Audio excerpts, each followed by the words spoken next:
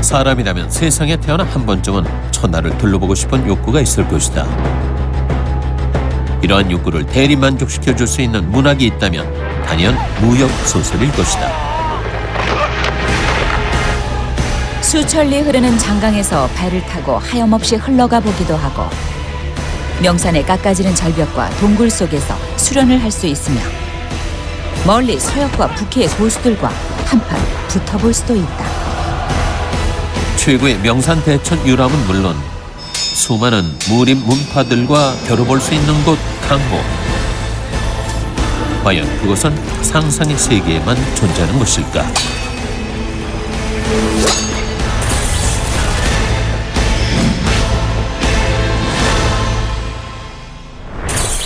무협소설에 등장하는 가상의 세계 강호. 강과 호수의 줄임말로 중국에 실존하는 장강과 그 물줄기상에 있는 동종에서 그 이름이 유래된 강호는 현실 세계에선 복잡한 세상사와는 거리가 먼 대자연을 의미한다. 하지만 무협소설 속에서는 삶과 죽음이 넘나드는 승부의 세계, 은혜와 원한, 즉 은원이 복잡하게 얽혀있는 곳, 그리고 현실의 법도는 무시되고 힘의 논리가 지배하는 냉정한 세계다. 강호라는 가상의 세계에는 무사들의 활동 무대 중원이 있다. 영국의 판타지 작가 존 로널드 로엘 톨킨 작품의 중간계처럼 무협소설 속 중원은 가운데 땅을 의미한다. 그러나 중간계처럼 상상의 땅이 아니라 실제로 존재하는 행정구역상의 공간이다. 명나라 초기 홍무제로 즉위한 주원장은 황제 직할인 북경과 남경을 제외하고 중국을 13개의 성으로 나누었다. 이후 여러 차례의 개편을 거쳐 현재 23개 성, 5개 자치구, 4개 직할시로 구분했다.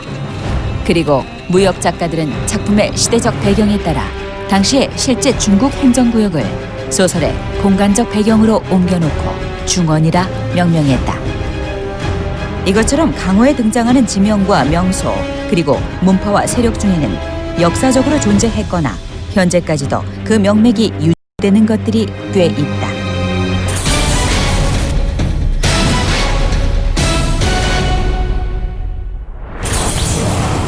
무와 협, 정을 기본으로 하는 무협소설은 선과 악의 싸움을 그린다.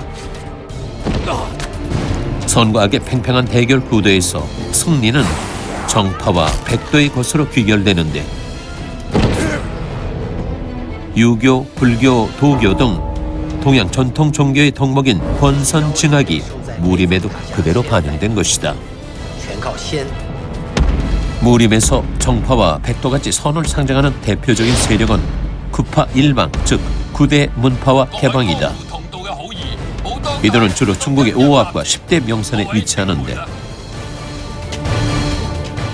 달마대사가 면벽 수행을 한 무림의 본향 소림사는 5압 중 가장 낮은 중악인 숭산에서 장산봉을 계파 시조로 하는 검과 태국권의 고향 무당파는 호북성 무당산에서 소림사와 더불어 불과 무학을 대표하는 아미파는 사천의 명산 아미산의 복호사를 근거로 유래했다.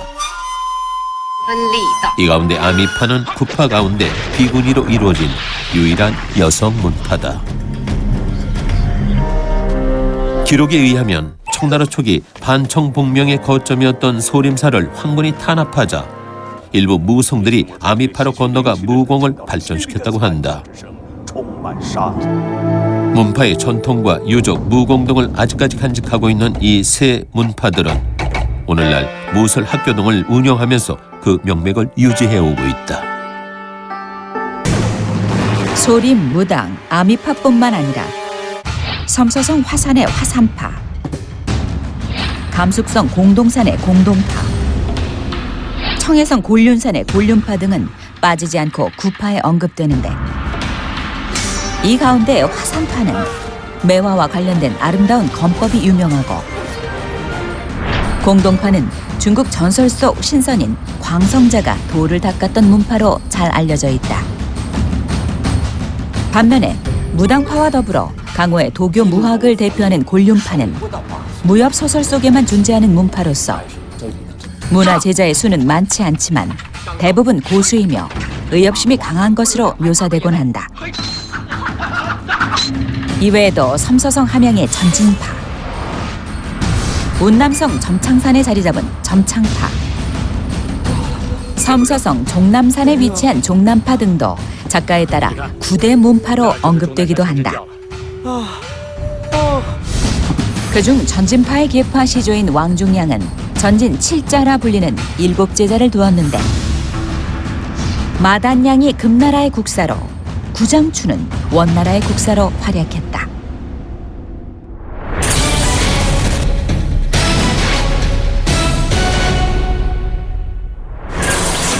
구대 문파와 함께 정파를 대표하는 세력으로 일방인 개방이 있다. 구성원이 모두 거지들인 개방은 무림에서 가장 큰 방파인데 의를 숭상하며 입단할 때 거지가 아니면 자신이 가진 모든 재산을 처분해야만 한다는 규칙을 갖고 있다. 현실에서처럼 거지라고 해서 무시를 받는 존재들이 아니며 무림에서 권위도 상당히 높다. 소림사, 무당파에 버금가는 무림의 강자 개방. 이들의 무기는 날카로운 검이 아닌 1m 길이의 타구봉이다. 타구봉은 동냥할 때 방해하는 개들을 쫓아내는 용도에서 시작된 것으로 이것을 이용한 개발들의 독보적인 무공은 제자들에게 대대로 전해 내려온다. 방조들에게는 좀 더 강력한 무공이 전수되는데 김영의 무협소설 사조 영웅전과 신조 협녀에 등장하는 홍칠공이 주로 사용했던 강룡 18장이 그것이다. 무공뿐만 아니라 개방의 진법 또한 가히 가공할 만하다. 보통 무림 문파들은 칼 등의 무기를 들고 지난해 갇힌 사람들을 날카로운 시선으로 주시하며 여러 명이 협공으로 빈틈없이 공격하는 진법을 사용한다. 그러나 약 800명의 인원이 구성하는 개방의 진법 타구지는 어수룩하고 빈틈이 있어 보인다. 진을 펼칠 때 거지들은 제각각 구걸하거나 술에 취해 비틀거리는 동작 등을 취한다. 겉보기에는 그냥 거지들의 일상적인 행동 같지만 사실 여기에는 완벽한 위장 전술이 숨어 있다.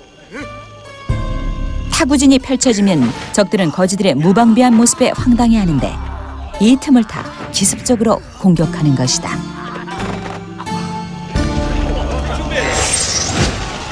사회 최하류층 출신들이지만 숫자가 많다 보니 강호에서 그 어떤 문파보다 강하고 정보력도 뛰어난 개방. 그런데 무협소설 속 개방의 이런 설정은 단지 작가의 상상력에서 기인한 것은 아니다. 역사적으로도 그 근거가 있다. 개방의 역사서인 개방사화에 따르면 개방은 당이종 건부 4년인 877년에 창립됐는데 이 당시는 임금이 어리고 환관이 득세했으며 백성들은 굶어 죽을 정도로 기근이 심각했다. 이로 인해 조정에 대한 원성이 날로 높아져 갔다. 이때 원구 출신의 황소라는 사람이 반란을 일으켰는데 관군에 의해 수세에 몰린 그와 반란군들은 운주에서 포위되고 만다. 이 사태를 해결하기 위해 황소의 부하인 장이방은 천하호벌들에게 구해달라는 내용의 전가를 보냈는데 이에 응한 각지의 무사들이 호남성 동정어 안에 떠있는 섬 군산에 집결해 개방을 창립하고 제1대 방주로 장이방을 초대했다. 그리고 각지에서 몰려든 거지들을 제자로 삼았다. 그러나 황소의 반란이 실패로 끝나자 장이방은 조정에 굴복하지 않고 자교를 택했고 그가 죽자 개방의 반정부 활동 또한 끝이 난다. 그럼에도 불구하고 개방의 조직은 비밀리에 존재했고 발원진 군산을 여전히 총타로 삼았으며 개방 제자는 평소 전국 각지에 흩어져 있다가 매년 군산에서 한 번씩 집회를 열었다고 한다. 이것이 무협소설에 등장하는 개방 군산 대회의 역사적 유래다. 이후 송나라 시대에 개방은 다시 활성화된다. 남송 초기 동정어 주변 지역 출신인 종상과 양요라는 자들이 조정에 반대하는 의거를 일으켰는데 이들은 실제로 개방 제자들이었고 후에 방주로 추대돼 개방을 이끌었다. 송에 이어 명대에 이르러서 개방은 각 지역마다 존재했는데 이때 파벌과 강문 각파가 생겨나기 시작했다. 뿐만 아니라 각 파마다 모시는 조사도 서로 달라지면서 동정호의 군사는 개방 총타로서의 지위를 상실하게 되었다. 既然我是新帮主，